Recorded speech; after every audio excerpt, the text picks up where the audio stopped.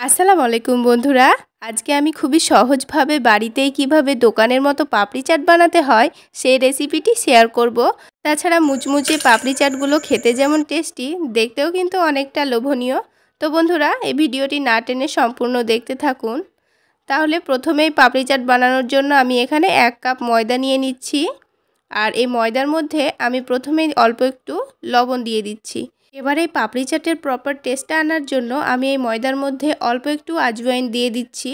আর আজওয়াইনটা দেওয়ার সময় অতি অবশ্যই এইভাবে হাত দিয়ে ঘষে দিয়ে দিতে হবে, তাহলে এর ফ্লেভারটা আরও একটু বেড়ে যায়। এবার এরই সাথে দিয়ে দিচ্ছি ময়ানের জন্য 2 চামচ মতো ঘি। আমি এখানে ঘি ব্যবহার করলাম, তবে আপনারা চাইলে ঘিয়ের পরিবর্তে এখানে তেল দিয়েও এটা খুব ভালো করে ময়ান দিয়ে নিতে পারেন। তবে ঘি দিলে টেস্টটা অনেকটাই ভালো আসে। তো এবার ঘিটাকে এই ময়দার সঙ্গে খুব ভালো করে মিশিয়ে নিতে হবে। আর খুব ভালো করে মিশিয়ে নিয়ে যখন এটা মুঠো করার পর এভাবে ডেলা পেকে আসছে, তখন এটা পারফেক্টভাবে হয়ে গেছে। আর যদি এটা ঝুড়ো ঝুড়ো ভাব থাকে, ডেলা পেকে না আসে, তবে কিন্তু আরও একটু ঘি দিয়ে এটাকে মেখে নিতে হবে। এবার এখানে অল্প অল্প করে পানি দিয়ে একটা সফট ডো তৈরি করে নিতে হবে। আর লক্ষ্য রাখতে হবে ডোটা যাতে নরম না হয়ে যায়। আর ডোটা যদি নরম হয়ে যায় তাহলে পাপড়ি চাটগুলো কিন্তু খুব ভালো হবে না। তাই অল্প অল্প করে পানি দিয়ে আমি খুব ভালো করে ডোটাকে মেখে নিচ্ছি। আর একটা সফট ডো তৈরি করে এটাকে ঢাকা দিয়ে কিছুক্ষণ রেস্টে রেখে দেব। আমি এখানে 10 মিনিট মতো রেস্টে রেখেছি। আপনারা চাইলে এখানে 20 থেকে 25 মিনিট মতো রেস্টে রেখে দিলেই হবে। এবার 10 মিনিট পর এটাকে আবারও আমি কিছুক্ষণ খুব ভালো করে মথে নেব। আর খুব ভালো করে মথে নিয়ে এটাকে একটা সফট ডো তৈরি করে নেব। তারপর এটাকে 2 ভাগ করে নিচ্ছি। এবার একটা ডো হাতের মধ্যে চেপে চেপে আবারও একটু মুথে নিয়ে গোল করে একটা বলের মতো করে এর ওপর থেকে একটু ময়দা ছিটিয়ে এটাকে বড় একটা রুটি করে বেলে নেব। রুটিটা বেলা হয়ে গেছে। আর রুটিটা খুব বেশি আমি মোটাও করিনি আর খুব পাতলাও করিনি।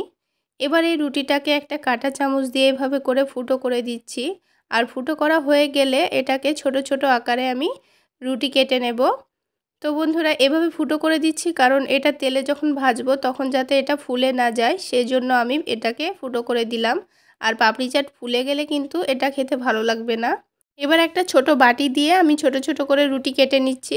আপনারা আপনাদের পছন্দ মতো করে এগুলো কেটে নেবেন। আর আপনারা যদি এভাবে না কেটে ছোট ছোট করে বেলে নিতে চাচ্ছেন তাও হবে। তবে এভাবে কেটে নিলে কিন্তু এগুলো একই সমান হয় আর দেখতেও কিন্তু অনেকটাই ভালো হয়। তো আমার কাছে এটাই সুবিধা মনে হয়েছে। এবার এগুলোকে কিন্তু আমি আবারও ফেলবো না, এটাকে আবারও বেলে আমি সবগুলো এইভাবে করে পাপড়ি চাটের শেপ দিয়ে নিয়েছি। এবার এগুলোকে ভেজে নেব। সেই জন্য একটা প্যানের মধ্যে পরিমাণ মতো তেল নিয়ে নিচ্ছি। এবার এই তেলটা যখন গরম হয়ে যাবে তখন একে একে এগুলোকে আমি তেলের মধ্যে দিয়ে দেব। আর যতটা পরিমাণ এখানে তেলের মধ্যে দেওয়া যাবে ঠিক ততটা পরিমাণ আমি দিয়ে এগুলোকে ভেজে নেব। আর এগুলো ভাজার সময় গ্যাসের ফ্লেমটা মিডিয়াম টু লোতে রেখে এগুলোকে 2 থেকে 3 মিনিট সময় নিয়ে ভেজে নিতে হবে। তাহলে এগুলো অনেকটাই ক্রিস্পি আর মুচমুচে হবে। আর অনেকক্ষণ পর্যন্ত এগুলো মুচমুচে থাকে। এবার এটা গোল্ডেন ব্রাউন হয়ে গেছে। এবার এটাকে আমি তেলটা ঝরিয়ে নিয়ে তুলে নিলাম। সবগুলো ঠিক একই রকম করে ভেজে নেব। আর আওয়াজ শুনে নিশ্চয়ই বুঝতে পারছেন এগুলো কতটা মুচমুচে হয়েছে। তো বন্ধুরা, এগুলো কিন্তু এমনিতেও খাওয়া যায়, এমনিতেও খেতে কিন্তু অনেকটাই টেস্টি হয়। এবার পাপড়ি চাট বানিয়ে নিই, সেজন্য একটা প্লেটের মধ্যে এভাবে করে সাজিয়ে নিচ্ছি। তো এখানে দোকানে কিন্তু এতগুলো দেয় না, অল্প করেই দেয়। আমি কিন্তু প্লেটটা ভর্তি করে এগুলো দিয়ে দিচ্ছি। এগুলো সাজিয়ে নেওয়া হয়ে গেলে সবার প্রথমেই আমি এখানে দই দিয়ে দিচ্ছি। আর এই দইটা আমার হাতের তৈরি ম্যাঙ্গো ফ্লেভার দই। আপনারা চাইলে এই রেসিপিটি দেখে নিতে পারেন, লিঙ্ক আমি ডেসক্রিপশন বক্সে দিয়ে রাখবো। তারপরে এখানে সেদ্ধ আলু দিয়ে দিচ্ছি। আর এই আলুটা আমি হালকা লবণ দিয়ে সেদ্ধ করে নিয়েছি। এরপর ওপর থেকে দিয়ে দিচ্ছি চাট মশলা। আর চাট মশলা অল্প করে দিয়ে দিয়েছি। তারপর হালকা ঝালের জন্য অল্প করে শুকনো মরিচ গুঁড়ো দিয়ে দিলাম। এবার দিয়ে দিচ্ছি তেঁতুলের চাটনি। আর এই চাটনিটা কিন্তু দোকান থেকে কেনা। আর এই পাপড়ি চাটটা কিন্তু আমি আমার পছন্দের করে বানিয়ে নিচ্ছি। এভাবে করে বেশি করে তেঁতুলের চাটনিটা দিলে কিন্তু পাপড়ি চাটটা খেতে অনেকটাই টেস্টি হয়। আর তাছাড়া আমি দই আর তেঁতুলের চাটনিটাই বেশি পছন্দ করি। আপনারা আপনাদের পছন্দ মতো ফ্লেভারগুলো দিয়ে দেবেন। আবারও দইয়ের লেয়ারটা দেওয়ার পর এবার এখানে দিয়ে দিচ্ছি টমেটো সস। আর টমেটো সসটাও একটু বেশি করে দিয়ে দেব।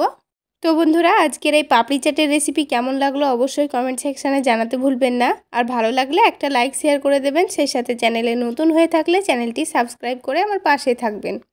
এবার দিয়ে দিচ্ছি 1 চামচ মতো পুদিনা পাতার চাটনি। আর এখানে চাটনিটা কিন্তু আমি অল্প করেই দিলাম। আর দিয়ে দিচ্ছি ভুজিয়া। তো বন্ধুরা, আমার রিকোয়েস্ট রইল একবার হলো এভাবে পাপড়ি চাটটা একবার বানিয়ে খাবেন। এটা খেতে কিন্তু দুর্দান্ত হয়। এবার আবারও কিন্তু আমি দইয়ের লেয়ারটা দিয়ে দিচ্ছি, আর ওপর থেকে একটু দিয়ে দেব পেঁয়াজ কুচি, আর সবশেষে দিয়ে দেব বেদানা।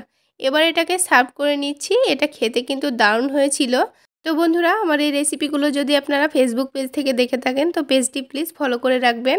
তাহলে আজকে এ পর্যন্ত। সকলে অনেক বেশি ভালো থাকবেন, সুস্থ থাকবেন।